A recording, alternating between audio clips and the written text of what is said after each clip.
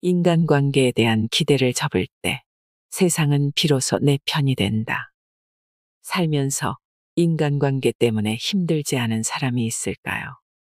인간에게는 좋은 것에 접근하고자 하는 욕구와 나쁜 것을 회피하고자 하는 두 가지 욕구가 있다고 합니다. 그런데 인생이 참으로 재미있는 것은 그 접근과 회피를 제때, 제대로 하는 경우가 드물다는 것입니다. 인간은 살아가면서 무수한 후회와 실수를 반복하지요.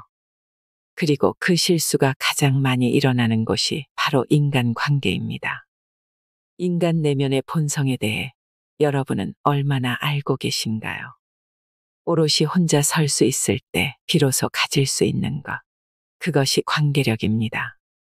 오늘 소개해드릴 책은 관계력입니다. 관계력의 저자 김단 작가는 누구에게도 의존하지 말고 누구도 지배하려 하지 말라고 합니다. 관계력 향상을 위한 9가지 조언과 함께 인간관계를 통찰하는 지혜를 찾으시길 바랍니다. 관계력 향상을 위한 9가지 조언. 진심만으로 모든 것이 해결되지 않는다.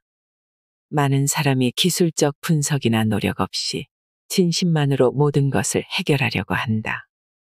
이성 관계에서도 그렇다. 그러나 보이지 않는 진심보다 중요한 건 그 진심이 어떻게 표현되는가이며 그보다 중요한 건 상대가 나의 진심을 소화할 수 있을 타이밍을 알아보는 것이다. 사람마다 좋아하는 음식과 싫어하는 음식이 있는 것처럼 내 진심의 농도가 아무리 짙더라도 상대가 이를 소화하지 않으면 별 도리가 없다. 그렇다고 이러한 상황에 서글퍼할 필요는 없다. 결국 누군가는 내 진심을 소화해 줄 거라 믿고 긍정적인 태도를 견지해야 한다. 사실 진심보다 확실한 것은 타인의 우월성을 섭취하고자 하는 욕구다. 진정성, 일관성, 정직함 등은 하나의 우월한 정서적 차질일 뿐 그것이 모든 것을 해결해 주지는 않는다. 상대가 나의 진심을 알아보지 않는다고 느낄 때가 많을수록 그 에너지를 자신의 성장을 위해 써야 한다. 상황이 바뀌면 성격도 관계도 바뀐다. 누군가가 성공했을 때 태도가 달라지면 사람들은 변했다라는 한마디로 그를 비난한다. 그러나 상황에 따라 변하는 건 인간의 본능이다. 지갑 속 신용카드를 집에 두고 나오거나 충전기가 없는 상태에서 핸드폰 배터리가 다 닳아간다면 초조해지는 게 당연한 것처럼 말이다. 재산과 명예, 권력과 나이, 커리어와 역할 등이 변하면 자연스레 성격도, 태도도, 관계도 변한다. 정서적 영역을 포함한 어느 특정 부분에서 우월해진다면 나의 우월성을 공유하고자 하는 사람도 동시에 늘어난다. 그 풍요로움이 여유 있고 자신감 있는 태도를 만든다. 그러니 상황이 어려울수록 원망하고 비난하고 분석하기보다 상황을 바꾸기 위해, 우월해지기 위해, 풍요로워지기 위해 행동해야 한다. 우리는 누구나 상황에 취약하다. 그러나 우리에겐 상황을 개선할 수 있는 힘이 있다. 되도록 자신을 현재보다 좋은 상황에 두기 위해 노력해야 한다. 인간관계의 모든 문제를 일시에 해결할 수 있는 이상적인 모델은 존재하지 않는다. 그것은 허구다. 관계력을 키우기 위한 핵심은 먼저 자신이 변화하는 것이다. 상황과 관계는 변화하는 자신을 자연스레 따라올 것이다. 인간의 인정욕은 생각보다 크고 깊다. 회사 생활을 하다 보면 세상 모든 것에 초탈한 낚시꾼처럼 온화한 미소를 띠고 있는 중년의 상사를 종종 보게 된다. 욕심 하나 없어 보이지만 알고 보면 그의 인정욕 역시 결코 적지 않다. 그저 사회성이 뛰어나 자신의 인정을 겉으로 드러내지 않을 뿐이다. 그의 내면에도 채워지지 않는 인정에 대한 갈망은 분명 존재한다. 혹은 그 초연함 자체를 인정받고 싶어 할 수도 있다. 실제로 대화를 나눌 때 과묵하고 무뚝뚝한 사람이 메신저로 이야기할 때는 굉장히 수다스러운 경우도 많다. SNS에 포스팅하는 글이나 사진에서는 자의식이 과잉되어 있는 듯한 모습도 자주 볼 수 있다. 조용해 보이는 그의 입에도 고여있는 말이 많고 누군가 자기 이야기를 들어주기를 바라고 자신의 존재를 인정해주기를 원한다. 매사에 온화하고 겸손한 사람은 타인들이 자신의 온화하고 겸손한 품성을 알아봐 주길 원한다. 미숙한 사람들은 그런 그가 한없이 너그러우리라 생각하고 정제되지 않은 말들을 쉽게 내뱉는다. 인정욕이 없어 보이고 겸손해 보이는 사람 역시 누군가에게 부정적인 평가를 받는다면 그 말들이 가슴에 오래 남아있고 그 말을 뱉은 사람에 대해 골몰할 것이다. 세상 누구나 자신을 둘러싼 평가에는 극히 예민하다. 긴장을 풀고 함부로 말해서는 안 된다. 입보다 눈이 예민하다. 한 개인이 인생을 살다 보면 필연적으로 수백, 수천 사람들의 행동을 관찰하게 된다. 눈으로 담는 정보에 비해 입으로 표현되는 양은 극히 일부다. 그 사람의 말투가 어눌하고 순박해 보인다고 해서 그 사람의 눈이 무딘 것은 아니다. 사람들은 어눌해 보이는 그의 모습에 편하고 투박한 말을 쉽게 던지지만 그 때문에 그는 무시당한다는 느낌을 자주 받는다. 입보다는 눈이 10배는 더 예민하다고 생각하자. 상대는 비교적 정확히 타인이 어떤 감정과 생각으로 자신을 대하는지 알아차린다. 이를 간과하고 그를 함부로 대한다면 추후 명분과 구실이 생겼을 때 자신을 하대한 타인에 대해 공격 반응을 보일 가능성이 높다. 호감을 사는 것보다 중요한 것은 미움을 사지 않는 것이다. 말을 제법 잘한다고 생각하는 나조차도 타인에게 내 의견을 충분히 전하지 못할 때가 많다. 그래서 글 쓰는 일을 업으로 삼았다. 하지만 주변 사람들은 내가 하는 말만 보고 내 역량을 가늠했다. 그들은 내가 인간관계에 관한 책을 쓴다고 했을 때 의아한 반응을 보였다. 겉모습만 보고 나에 대한 이미지를 고착화한 것이다.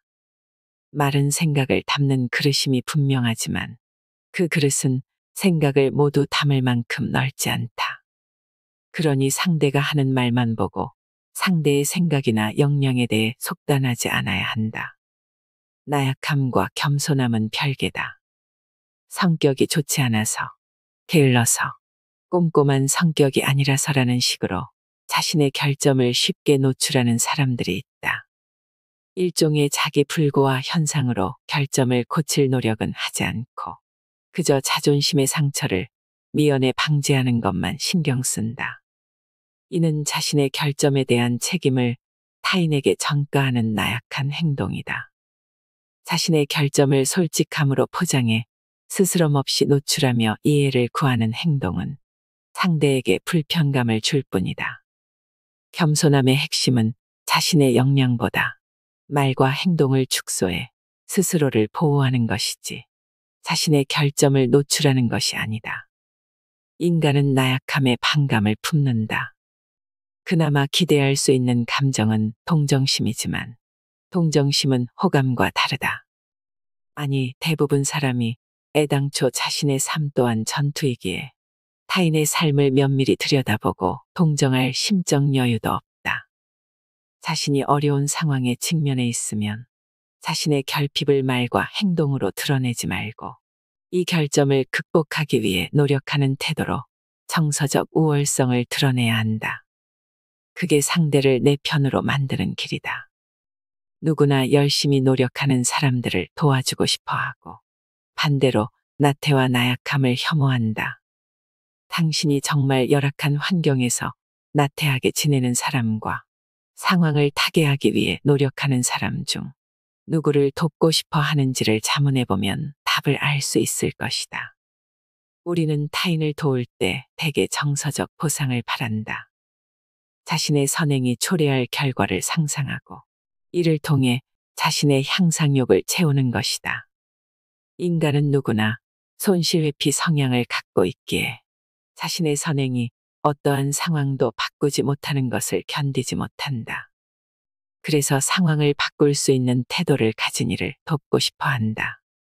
이는 사업과 투자에 있어서도 마찬가지다. 경제적으로 풍요로운 중년의 사업가가 청년 스타트업을 후원하는 이유 또한 자신에게 퇴색되어 가는 노력의 가치를 청년들을 통해 재발견하고 이를 통해 정서적 만족감을 느끼고자 하는 것이다. 불만족이 심해질수록 우리의 노력 또한 깊고 진해져야 한다. 마음이 변하는 것은 배신이 아니다. 인간의 마음은 상황과 시간의 변화에 따라 얄궂게도 쉽게 변한다. 애정도 변하고 기호도 변한다. 변하지 않는 한 가지는 인간의 마음은 변한다는 사실이다. 상실감이 두려운 사람은 이 변화를 쉽게 납득하지 못하고 과거의 끈을 붙잡고 상대를 원망하면서 세월을 보낸다. 그리고 끝내 마음이 어떻게 변하냐며 상대를 비난한다. 하지만 변화는 어쩔 수 없는 것이다. 친구와의 우정이 식을 수도 있고 사랑하는 상대가 차갑게 돌아설 수도 있다. 그러니 우리는 이 변화에 익숙해지고 받아들이는 연습을 해야 한다. 그리고 집착하지 않아야 한다. 직장에서 누구보다 가깝게 지낸 동료가 퇴사하는 순간 완전 남이 되기도 한다. 사회생활을 하다 보면 저마다 가면을 쓴 채 역할극을 하고 있다고 느낄 때가 많다. 자신을 포함한 누구나 자신이 쓸 가면을 선택할 권리가 있는데 타인의 선택에 과민 반응할 필요가 없다. 배신은 신뢰관계를 이용해 상대를 착취하는 것이지 단순한 변심과는 다르다. 10년을 알고 지낸 친구보다 3개월을 알게 된 친구와 더 가까워질 수도 있다. 그렇다고 해서 그가 오랜 우정을 배신한 것은 아니다. 사람의 마음은 간절함만으로 얻어지지 않을 때가 많다. 그 사람에 대한 생각을 많이 할수록 감정적 투자가 커져서 더욱 매달리게 되고 그러니 관계 역학에서 힘을 잃는다. 떠나가는 타인의 마음에 인위적인 힘을 가하는 것보다 중요한 것은 나 스스로가 매력적인 선택지가 되도록 그래서 상대가 오래도록 내 곁에 머물 수 있게 노력하는 것이다. 가깝다고 생각했던 사람이 멀어지기도, 멀다고 생각했던 사람이 가까워지기도 한다. 가까운 사람이 멀어지는 과정을 지켜보는 것은 매번 가슴이 아프다. 그럼에도 우리는 이런 일을 빈번히 겪을 것이다. 피할 수 없는 사실이기에 그것에 익숙해지고 무뎌져야 한다. 우리가 할 수 있는 최선은 자신이 여전히 매력적인 사람으로 남을 수 있도록 스스로를 가꾸고 더 나은 사람이 될 수 있도록 계속 성장하는 것이다. 뒷담화는 본능이다. 수백만 년 전부터 인류는 부족 단위로 생활해왔다. 그들은 홀로 사는 것보다 더불어 사는 것이 생존에 유리하다는 걸 일찍이 터득한 것이다. 종족의 유지 측면에서 우리의 선조들은 종종 내 타인에 대한 정보를 공유하는 문화를 발전시켜왔다. 누군가가 종족에 위해를 가할 만한 행동을 하거나 반역을 모색한다면 그를 응징하거나 추방해 종족을 보존해야 했다.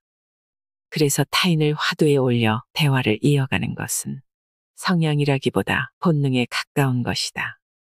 뒷담화는 말 그대로 당사자가 없는 상태에서 담화를 이어가는 행위를 말한다. 그리고 그 행위는 우리가 방지한다고 해서 쉽게 없어지지 않는다. 그러니 우리는 우리가 없는 자리에서 일어나는 뒷담화에 대해 예민하게 반응하기보다는 이 담화에 타격받지 않을 감정적 방어력을 키워야 한다. 뒷담화에 지나치게 신경 쓴다면 애꿎은 감정만 소비하고 하루의 기분만 망칠 뿐이다.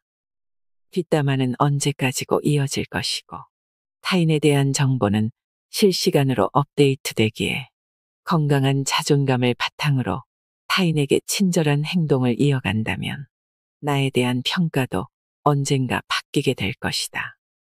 물론 그 뒷담화가 실질적 위협으로 다가온다면 나에 대한 호의로 충만한 타인과 연대하여 이를 봉쇄해야 한다.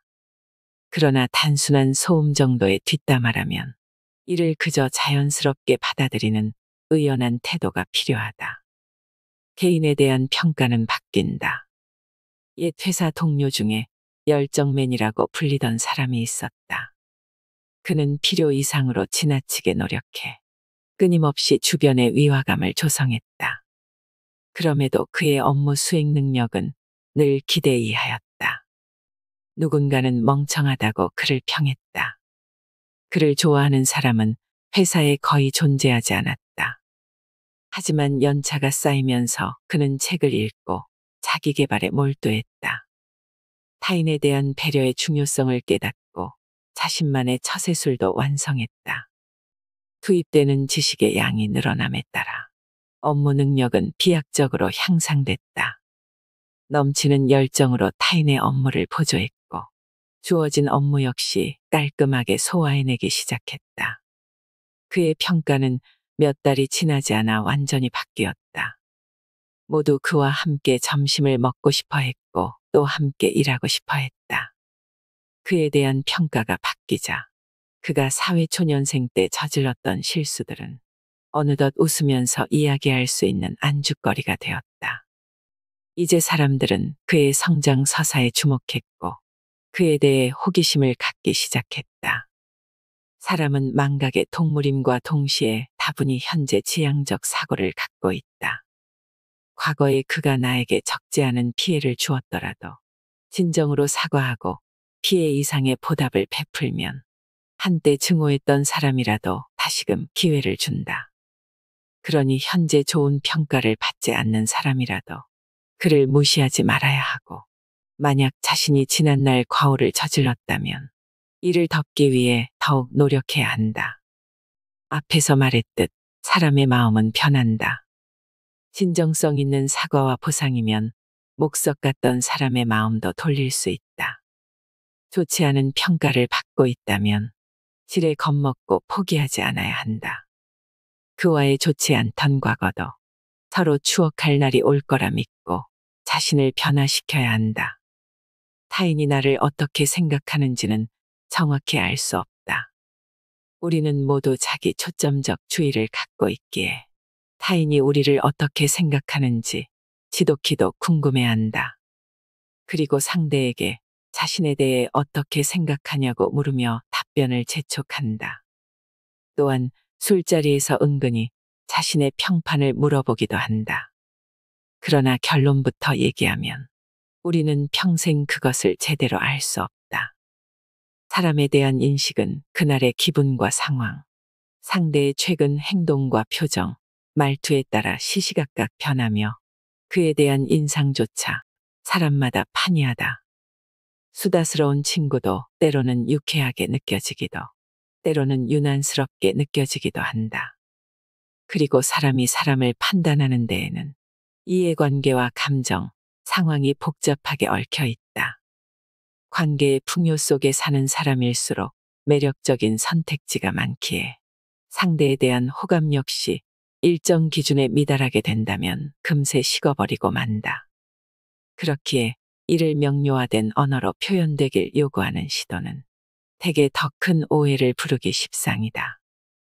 사실 대부분의 경우 우리 머릿속에도 타인에 대한 인상은 흐릿하게 그려져 있으며 따라서 이를 정확히 말로 표현하는 건 어려운 일이다. 소통 과정에서 왜곡과 오해가 빈번하게 발생할 수밖에 없다. 또한 상대에 대한 안 좋은 인상이 있더라도 이를 그대로 표현하는 사람은 거의 없다. 우리 모두에게는 사회성이 있기 때문이다. 그 사람 앞에서는 본심이 아니더라도 되게 긍정적인 방향으로 이야기해 줄 것이다. 그러니 이를 사실로 믿게 되면 더 큰 왜곡이 발생할 수 있다. 그래서 우리는 긍정적인 평가를 찾아 헤매는 고고학자가 아닌 스스로 최선의 기준을 세우고 이를 지키기 위해 노력하는 행동가가 되어야 한다. 평가는 그런 다음 자연히 따라오는 것이다. 물론 그 평가가 어떨지는 정확하게 알 수 없더라도 최선을 다했다면 자신감을 갖고 행동하면 된다. 그리고 이조차도 쉽게 변할 수 있기에 일관되게 노력해야 한다. 혼자만의 시간 갖기. 김영하 작가는 한 방송에서 20대 시절을 술자리로 낭비한 것을 후회한다고 밝혔다.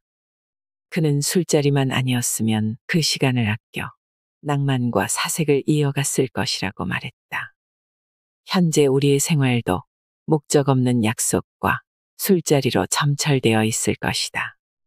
실없는 농담과 찰나뿐인 위로, 그리고 운동을 하지 못하는 생활 패턴으로 인해 우리의 몸은 빠른 속도로 산화되어 간다. 만나는 사람만 만나는 갇힌 삶을 살다 보니 사유의 폭도 좁아져 갈 것이다. 그러나 역사적으로 위대한 저작과 활동 대부분은 고립된 생활을 통해 완성되었다. 정조가 세상을 떠나고 18년 동안 유배를 떠난 정약용은 그 시간에 오로지 학문에 몰두해 조선 실학을 집대성했다. 손정혜 회장은 시한부 판정을 받고 2년 동안 병상에서 독서와 사색을 거듭한 후에 자신의 경영 철학을 완성해 현재의 사업을 이룩했고, 스티브 잡스는 자신이 만든 회사에서 쫓겨난 이후 절치부심 끝에 다시 경영 일선에 복귀하여 현재의 애플을 만들어냈다.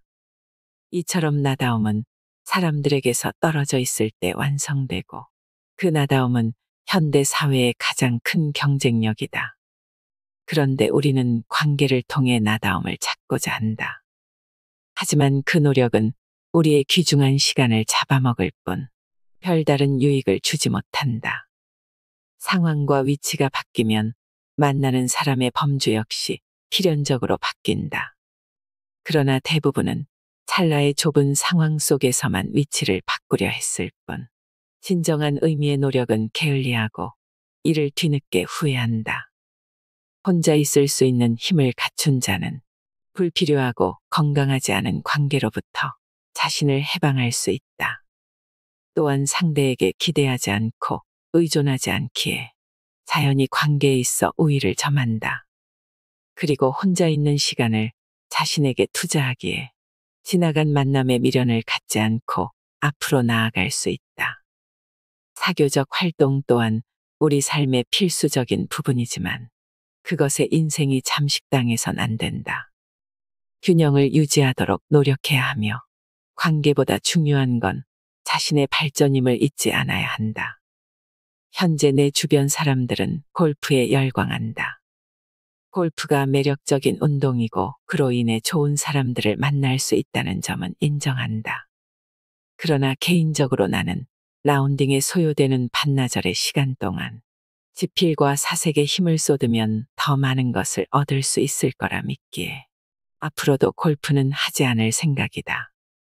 대신 혼자만의 시간을 확보해 개인적인 역량을 개발시켜 더 높은 이상에 다가가기 위해 노력할 것이다. 잃는 것도 있겠으나 만남은 찰나이며 내가 발전하는 것이 향후 더 좋은 관계를 맺을 수 있는 가장 확실한 방법이라 믿기 때문이다. 혼자만의 시간을 가지려 한다면 주변 사람들은 서운함을 표출할 것이다. 그러나 그 서운함도 감내할 수 있는 용기가 필요하다. 결핍이 있는 사람들의 목이. 자신의 결핍을 노력으로 극복하면 상상 이상의 큰 힘이 발휘된다. 나는 아직 세상이 인정하는 압도적인 성과를 냈다고 할 순 없지만, 그래도 나는 특유의 근면성으로 스스로 삶을 바꿨다는 사실만큼은 분명히 알고 있다. 그리고 이런 나의 행보가 나와 비슷한 결핍과 그늘을 가진 누군가에게 희망의 증거가 되기를 바란다. 인간 본연의 힘은 오롯이 혼자 있을 수 있는 능력이 있을 때 발휘된다. 뒤에 자세히 설명하겠지만 결론적으로 관계력은 누구에게도 의지하지 않고 혼자 있을 수 있는 능력이 갖춰져 있을 때 발휘된다. 혼자임을 자각하고 즐기는 사람은 쉽게 휘둘리지 않으며, 부정적 영향을 끼치는 사람들도 자신의 삶에서 가볍게 밀어낼 수 있다. 그때야 비로소 관계 전반에서 협상력을 획득하게 되고 더 많은 시간을 확보하게 된다. 그 시간적, 심적 여유를 통해 자신이 하고 있는 일에 더욱 몰입할 수 있고, 건강 관리를 비롯한 자기 개발에도 더욱 에너지를 쏟을 수 있다. 이런 시간이 쌓여 개인의 매력이 점점 커지는 것이다. 결핍이 큰 사람은 냉철하고 생각도 깊다. 1788년 프로이센에서 태어난 철학자 쇼펜하우어의 아버지는 일찍이 스스로 목숨을 끊었다. 자살하기 전 성공한 사업가였던 그의 아버지는 그를 인형처럼 조종했으며 냉대와 무시로 대했다. 부모는 매일 격렬하게 서로를 핥히었기에 그에게 의지할 것이라고는 철학밖에 없었다. 그의 어머니 요한나 헨리에테는 당시 인기가 엄청난 작가였고 남편이 죽자 살롱을 꾸려 자유연애를 즐겼다. 괴테는 헨리에테에게 당신의 아들이 유명한 인물이 될 것이라 말했고 그 말에 헨리에테는 한 가문에 2명의 천재는 없다며 아들을 질투하기 시작했다. 아들을 노골적으로 핍박했으며 끝내는 그를 계단 밑으로 밀어버린 적도 있었다. 그 일이 있고 얼마 뒤 쇼펜하우어는 고향을 떠나 자신의 염세주의 철학을 완성한다. 그는 인생은 고통과 권태 사이를 오가는 시계추라고 강변한다. 쇼펜하우어의 삶을 통해 알 수 있듯 성장기에 크나큰 고통을 겪은 이들은 나라는 존재는 무엇인가? 세상은 어떻게 구성되어 있는가와 같은 큰 질문에 남들에 비해 일찍 눈을 뜨고 쉽게 빠져드는 경향을 보인다. 자신의 고통을 이해하기 위해 관심과 사고의 범위를 무한히 확장하는 것이다.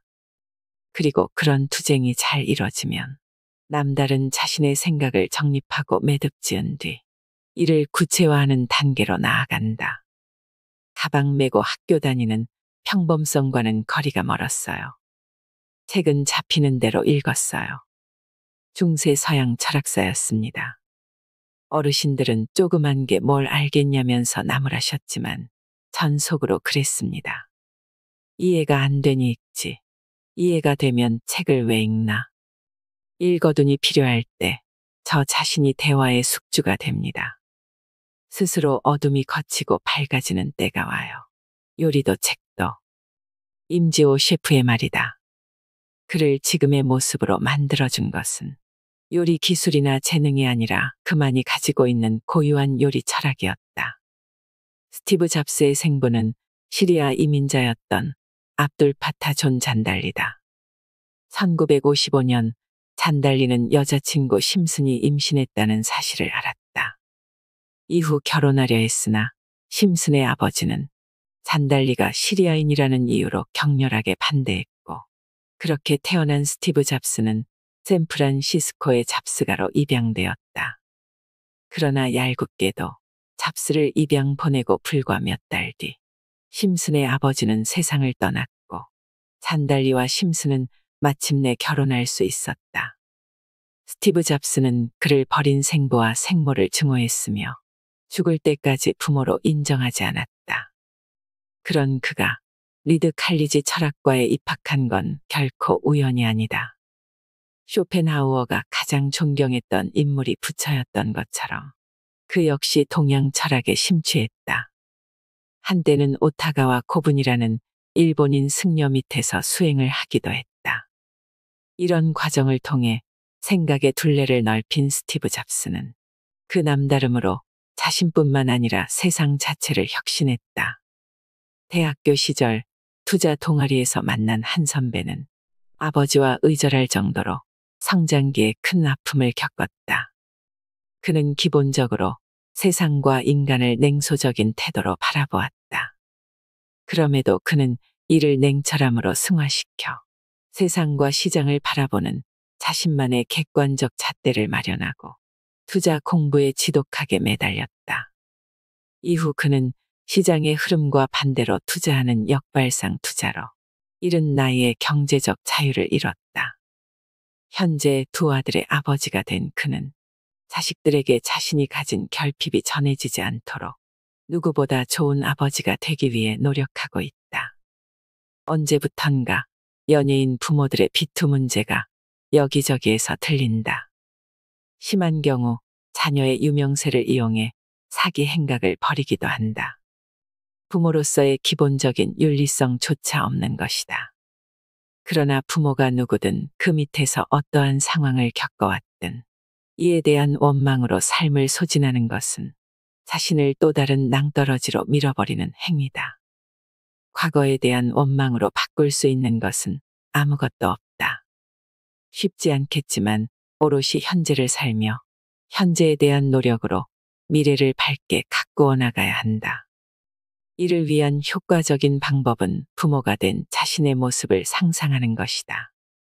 내가 한 가정의 부모가 되어 자녀들에게 어떠한 아버지와 어머니가 될 것인지, 그리고 어떤 삶의 노하우를 가르치고 지지하고 애정을 보일 것인지 구체적으로 상상해 보는 것이다.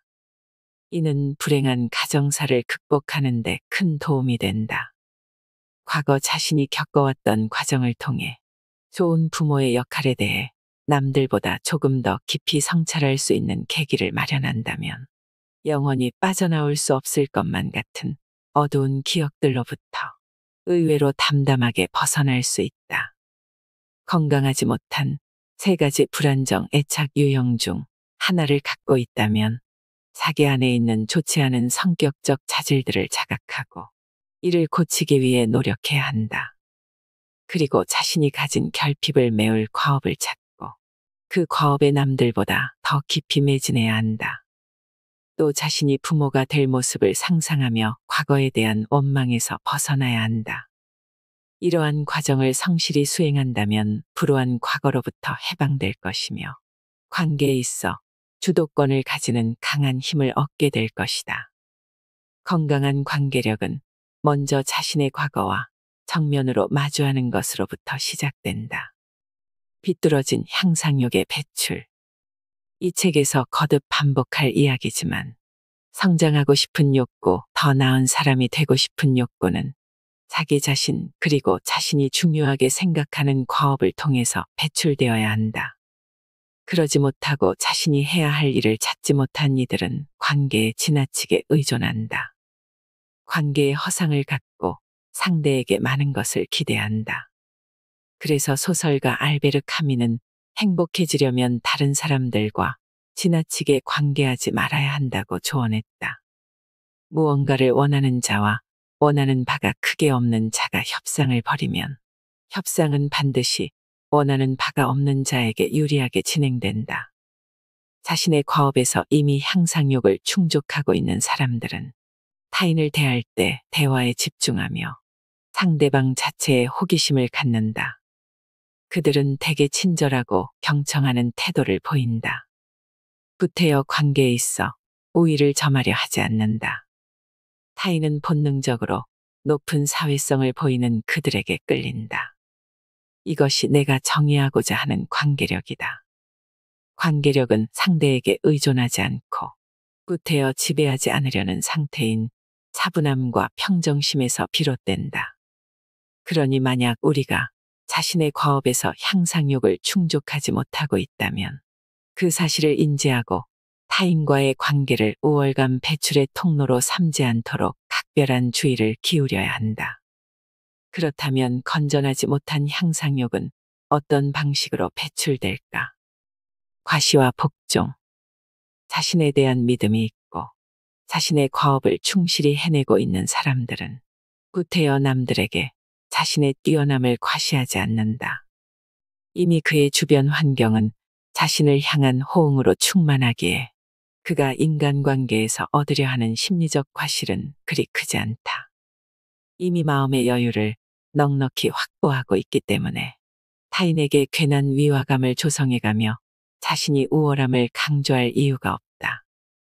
하지만 그 반대의 경우, 즉 현재 자신의 모습이 스스로 마음에 들지 않는 사람들은 자신이 이룬 것을, 자신의 명석함을, 자신의 통찰력을, 자신의 인간성을 끊임없이 상대에게 설득하고자 한다. 자신의 유일성을 인정해달라고 관계를 맺는 상대에게 온갖 표정과 몸짓과 언어로 어필한다. 그런 행동이 지속되고 축적될수록 결국 상대는 심판자의 지위를 부여받게 된다.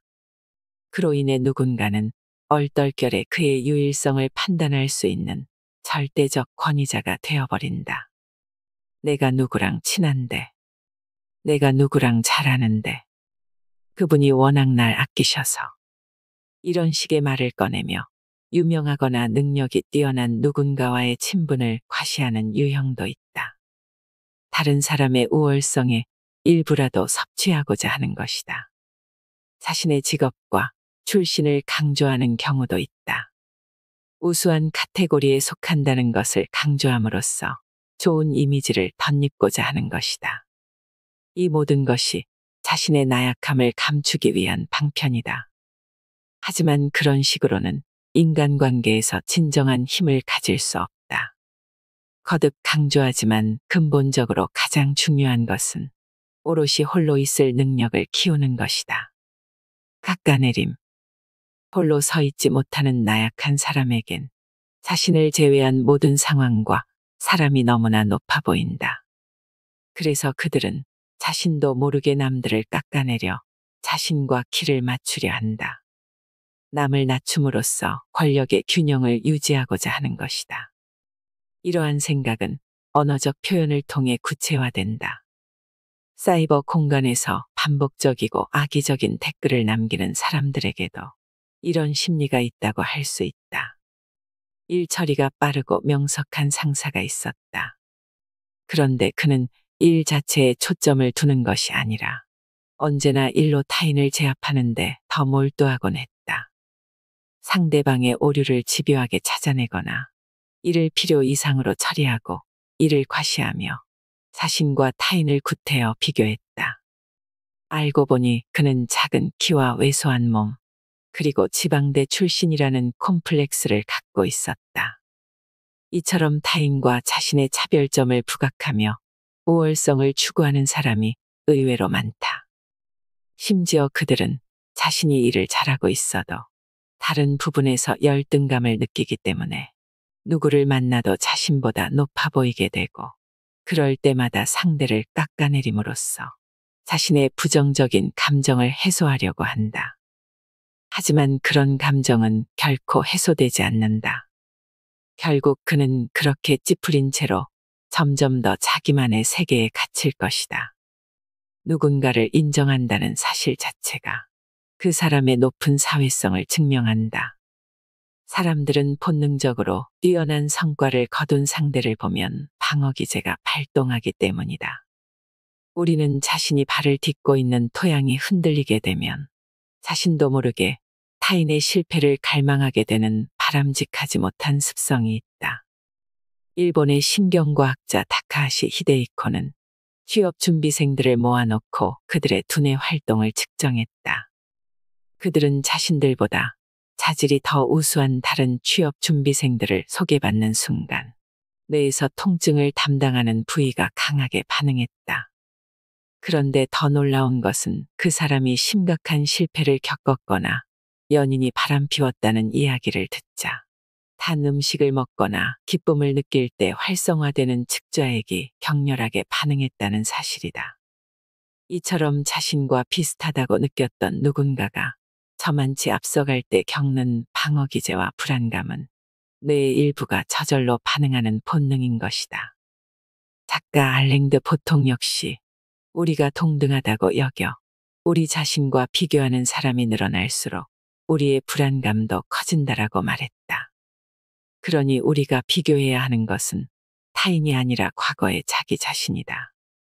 그리고 더 나은 내가 되기 위해 끊임없이 달려가야 한다. 이런 본능에도 불구하고 누군가를 사심없이 인정하는 사람도 있다. 이는 그만큼 자신의 토양이 단단하다는 것을 간접적으로 증명해 준다. 자아 존중의 표식이라고도 할 수 있다. 타인에게 인정받기를 갈구하는 사람과 타인을 인정할 줄 아는 사람이 만나게 되면 관계는 당연히 후자에게 유리하게 흘러갈 것이다. 인정에 목마른 이들에게 그가 베푸는 사심없는 인정은 오아시스의 역할을 하게 된다. 더 나아가 그런 그에게 의존하게 될 가능성도 크다. 상대가 나를 지지하도록 만드는 것은 비난이 아니라 인정이다. 과잉연대. 자신의 현재 상황이 만족스럽지 않을수록 사람들은 인간관계를 통해 이를 해결하려고 한다. 이런 사람들끼리 모이게 되면 하나의 파벌이 완성된다. 자신들만의 슬로건을 만들고 타 집단을 배척한다. 하지만 아무리 생각해봐도 이 모임이 자신의 삶에 긍정적인 영향을 주는지는 스스로 확신하지 못한다. 그저 까닭없이 모이고 합당하지 않은 명분에 생각 없이 가담한다. 히틀러가 짧은 시간에 독일 전체를 장악할 수 있었던 원인은 국민들의 비뚤어진 향상욕을 자극했기 때문이다. 1918년 독일은 제1차 세계대전에서 패했고 미국과 유럽의 승전국들은 베르사유 조약을 통해 전쟁의 책임을 패전국인 독일에 물었다. 독일은 해외 식민지 전체를 빼앗겼을 뿐만 아니라 1320억 마르크라는 천문학적 액수의 전쟁 배상금을 지불해야 했다. 독일인들의 마음은 자신들이 패전국이자 이류 국가에 살고 있다는 무력감과 패배감에 찌들어가고 있었다. 이들은 자신들의 패배감을 전가할 표적이 필요했다.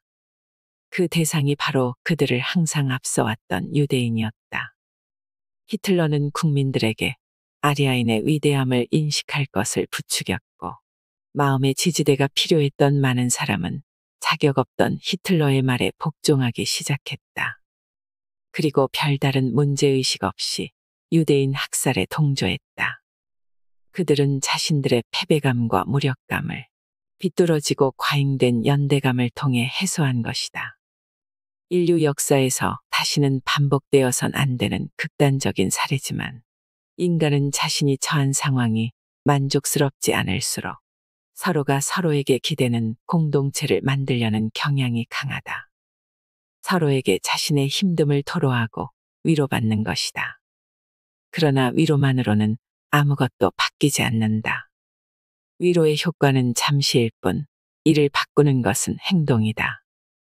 위로받는 시간이 행동하는 시간을 방해할 정도라면 오히려 이를 단칼에 잘라내야 한다. 회피와 단절.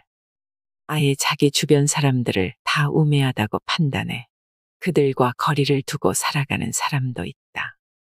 적개심을 표면적으로 드러내진 않지만 자신의 가치가 주변 사람들보다 뛰어나다고 판단해 관계 맺기 자체를 포기한다. 타인과의 관계를 통해 자신의 이상적인 자아가 깎이는 것이 두렵기 때문이다. 과거에 이미 타인과의 관계에서 큰 상처를 받은 경험이 있을 수도 있다. 두려움 때문에 다른 사람들과의 관계를 단절하는 것은 누구에게도 의지하지 않고 오롯이 혼자 있을 수 있다는 것과는 완전히 다른 얘기다. 하지만 혼자만의 공간으로 도망쳐 있는 시간 동안 우리는 점점 퇴화한다. 그 시간이 길어질수록 세상이 보는 나의 가치와 내가 보는 나의 가치의 괴리는 더욱 커진다. 이러한 상황에서 배출되지 못하고 농축되어 오랜 시간 고여있던 향상욕은 타인을 향한 적개심으로 피어난다. 그렇게 현실과 괴리된 채 타인과 사회에 대한 비난의 화살을 갈고 닦는다. 물론 세상이 나를 인정해주지 않는다는 느낌이 들 때가 있다. 자기 안에 숨어있는 내밀한 가치들은 오롯이 나만 알 수 있다. 대부분 타인의 내밀한 감정까지 살펴볼 만한 여유는 없기 때문이다. 그러나 주목할 만한 사실은 그럼에도 사람들은 누군가의 가시적이고 압도적인 성취에 관해서는 관심을 기울이고 찬사를 보낸다는 것이다. 다면적으로 압도적인 결과물 앞에서는 누구도 반론을 제기하지 못한다.